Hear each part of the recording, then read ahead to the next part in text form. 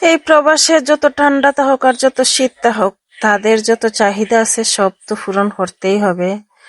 আসসালামু আলাইকুম এভরিওয়ান, কেমন আছেন সবাই? আজকে আমি 6টা মুরগি রান্না করব। আমার যে ঠান্ডা লাগছে, কিন্তু এই ঠান্ডার মধ্যে দেখেন এই যে বরফ বরফ মনে হয় 2 ঘন্টা মুরগগুলা ভিজাই রাখছি। এখন মুরগ ভিজাইলে বরফও ছুটে না। এই ঠান্ডার মধ্যে 6টা মুরগি রান্না করতেছি। মানে বাসার রান্না তো খাই খাই, আরো যত মেহমান টেমান আছে এরকম মিসকিন, এরকম গরিব মানুষ আমি এই জন্মে দেখি নাই। সৌদি তাইকে আইছি 5 বছর। মেহমান আইলে তারা কত মজাদার খাবার, কত কাচ্চি, কত বিরিয়ানি টানতো, নিজেও তো খাইতাম। আর এখানে যে 12 মাস তো পোল্ট্রি খাই খায় বাবা। তারপরে আবার মেহমান আসলেও এখন বেটার মেহমান আইছে, বলতেছে 6টা মুরগি রান্না করার কথা। আমার তো জানডা একেবারে আমার এত পরিমাণের কষ্ট লাগছে। শুননা মনে হয়েছে একটা লাডিলি এমন একটা বাড়ি মারি করে মাথাটা ফাটাইলে, যে সময় আমার 6টা মুরগি রান্নার কথা। এখন কেটা করমু, কইলে তো তারার কথা তো ফালানো যাবে না। আমার কিন্তু প্রচুর শীত করতেছে, ঠান্ডা একদম মাথা উতা বেদনা করতেছে, তাও করতেছি। আর কি আর করার আছে, যত কষ্টই হোক করতে হবে।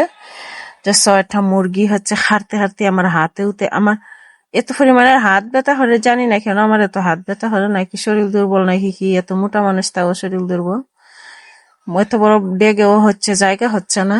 তো আমি এগুলার খাইটা লবণ আর ভিনাগার দিয়া রাইখা দিলাম। এই যে লবণ আর ভিনাগার দিয়ে রাইখা দিলাম, একটু যাক কি যাক। আজকে এত ভালো করে দই নাই, 2-3টা রান্না করলে যেভাবে দই না ওইভাবে দই নেই, কিন্তু এত মজা হয়েছে খাবার গুলা। যে দিছিলাম কি জানি বলে, ঘি দিছিলাম, তো অনেক মজা হয়েছে। তো আমি ওইটা গরুর চর্বি, ওই এখন যেটা দিছি। তো এখানে আমি লেবুর রস এগুলা দিছি। আর ওই যে একটা ডিব্বার মধ্যে দেখা যায় না, এখানে ধনিয়া পাতা, এটা কি পাতা আছে, চিপস পাতায় সবগুলারে ব্লেন্ডার করে রাখছি। একটু ডাইলা দিমু, এখানে একটু লেবুও দিলাম, যদিও দাকুস রানলে দেই না হয়, যদি একটু টেস্ট হয় মজা হয়, যেহেতু মেহমান কোন কোন দেশের মেহমানে খাইবে, এই জন্য আর কি সবকিছু ডাইলা দিতে আসি। এই যে লবণ দিয়া দিলাম, দিয়া সবকিছুরে মিক্স হইরা, দেখছেন কত বড় ডেক বইছি রান্না করার জন্য।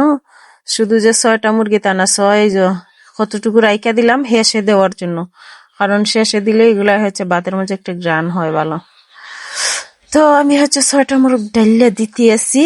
ওখানে তাইরে হয়েছি সালাতা বানাইয়া দিত, পেঁয়াজও খাটটা দিছে আজকে। তাই সবকিছু যদি আমি করি, আর আমার সবচেয়ে বিদেশের কষ্ট পেঁয়াজ কাটা। দেখছেন আমার হাত ব্যথা করতেছে, মানে আমি রেস্ট নিয়ে দাঁড়াইয়া তারপরে আবার ডাইলা দিছি, কারণ আমার প্রচুর পরিমাণে হাত ব্যথা। 6টা মুরগি খাটা এত সহজ না, কারণ বরফ হয়ে রয়েছে তো শক্ত, আর চাকু দিতে দিতে দিতে দিতে যায় না।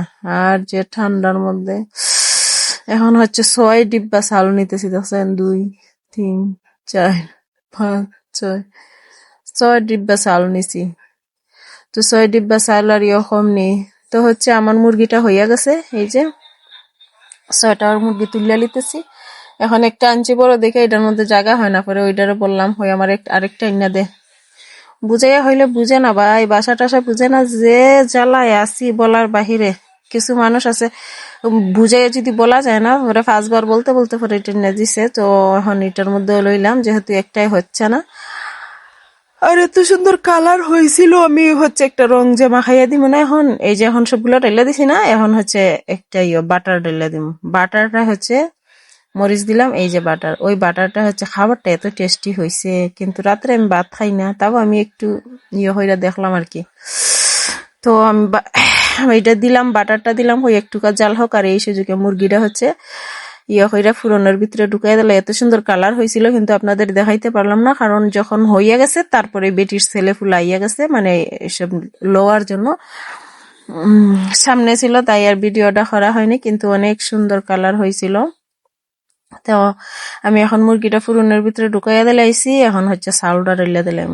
বুঝতে পারছেন, এতগুলা চাল একসাথে ডাইলা দেওয়া যায় না, এই জন্য আমি চামচ দিয়ে আস্তে আস্তে ডাইলা দিতেছি। ডাইলা দিয়া এত কষ্ট করে যদি ভিডিওটা দেখা তখন যারা, তাদেরকে অনেক ধন্যবাদ। আমার ভিডিওতে ভাই লাইকও করে না, কমেন্টও করে না, আমি বুঝি না মানুষ নাকি গরু। কি যে বলবো, কি বললে যে মানুষ ভিডিওতে লাইক কমেন্ট করবো, আমি তো সেটাই বুঝতেছি না আসলে কিভাবে মানুষ ভিডিও করে।